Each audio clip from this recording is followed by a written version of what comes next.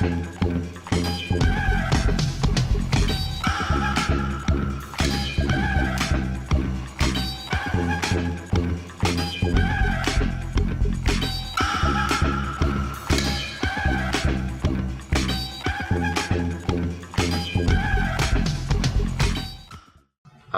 name is Jeremy Fish. I make narrative paintings and drawings that relay little stories with symbols and icons from my little library.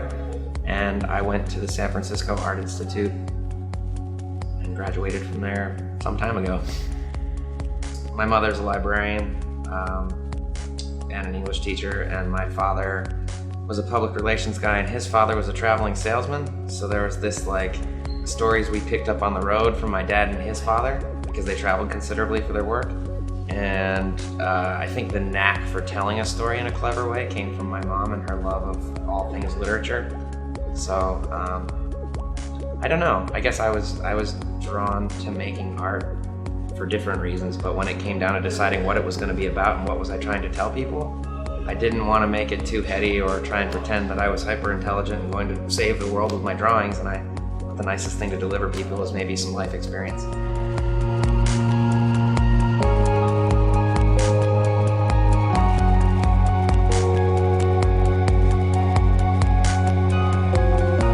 I think a lot of the reason I initially used animals is because I just like to draw them. And then as I got older and tried to find ways to work that into my artwork, I used a lot of the cliche properties that, children's book illustrators have been using for decades. It's like the fox is crafty, the owl is clever, the snake is shady, all of these obvious traits that animals carry, that if I'm trying to relay a story about a shady snake that screwed over a really beautiful owl that I heard from a guy in a bar, it's really easy to illustrate those stories by taking the traits of the person, and instead of trying to capture that in a facial expression, it's the person itself. The person is a fox or is a...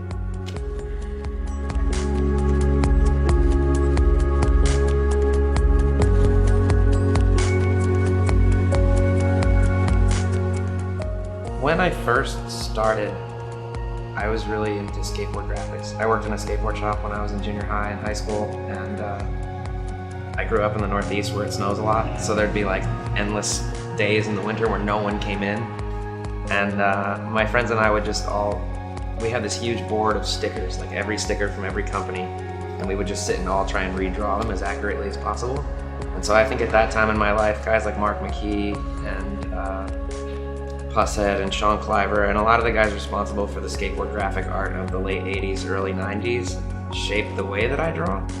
I think I actually learned to draw during that time way better because I was emulating something. And then when I took that set of tools to art school, and they were like, we hate that kind of stuff, you can't draw like that, I found this funny, happy medium of that sort of line quality, sort of translated into a different type of artwork. Also, children's book illustrators from when I was really small, Richard Scarry and Dr. Seuss, most importantly. And to be honest, it's funny that no matter how much more involved I get in fancy pants art, it's I still tend to really be kind of intrigued mostly by that sort of thing. There's a lot of contemporary art that I'm attracted to, but I would say as far as being influenced by it, I don't know, the further I get along in my career, the less I go to art shows and the less I pay attention. So I would have to say that I actually draw more inspiration from real life and less from contemporary sources of art.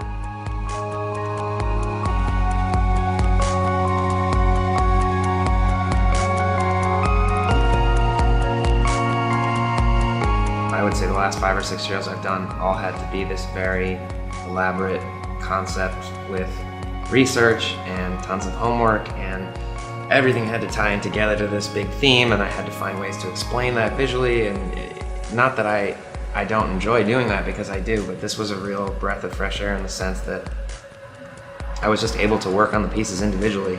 I really enjoyed just being able to sit down and make isolated works that didn't necessarily have to have any relation one to the next, because it was just going to be a show where I didn't have to have a big installation or a big mural. I think that I was able to just make work that spoke for itself. I could have taken any one of these, and that's a show for me. This little one piece is its own show. and I think only 2 of them have any relationship to each other. And so for me, that was probably the most exciting thing about this, because it was a 2-person show, allowed me to focus more on the works and less as it being a part of a whole, you know? That was my favorite thing about this body of work, was just to be able to focus on the individual works and not have it be connected to anything else. It was awesome.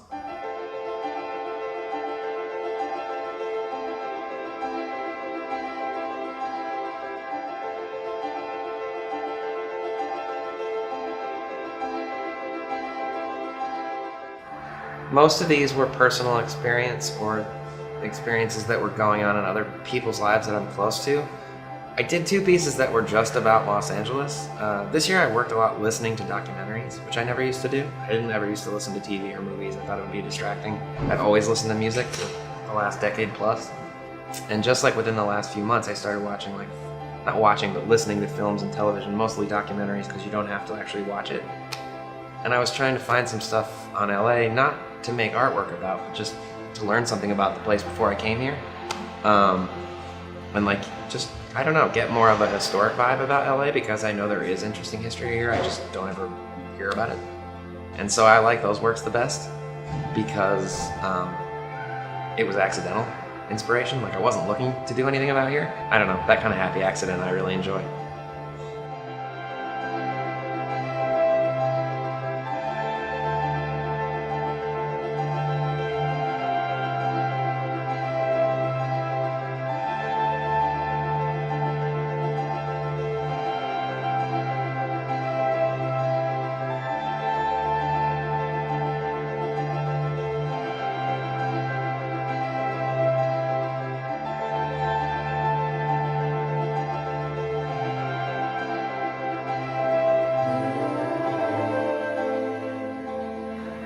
名前は横見健一で、作品は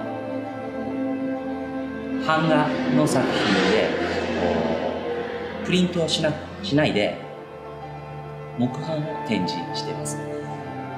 まず漫画っていうのはもう小さい頃から見てたから、そういう影響は確かにあると思うんで、だけどそれはもう小さい頃から見てるから、なおさら自然に影響を受けてる。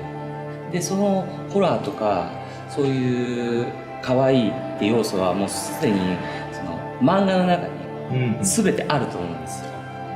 だからそれも、漫画から来て、でも漫画で表現するんじゃなく、僕はアートが好きなんで、表現はアートになってるっていう、そういうことだと。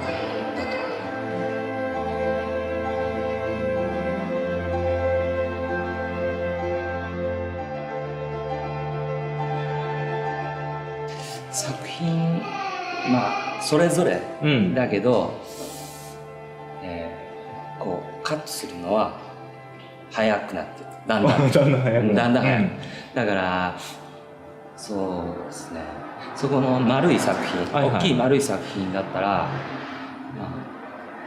2、3週間でもう掘って完成はできるんです。でもそれまでの下書きドローイングは早ければもう2日3日で終わるし、かかるときはもう1週間も2週間ももっと悩むし、そういう感じです。わかりました。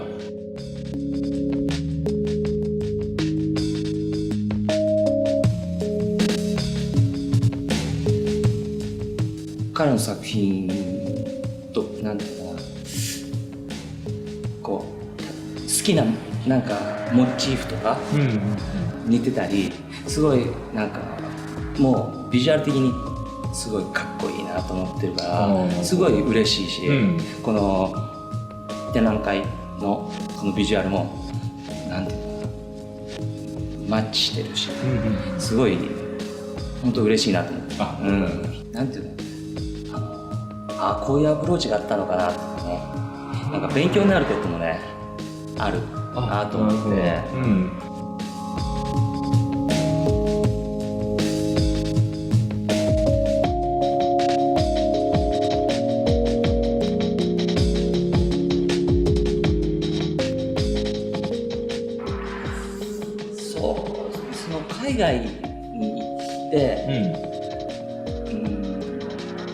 いろいろ行ったことによって逆にこう日本でのこう僕の作品ってあんまりメジャーじゃなくて、あまりこう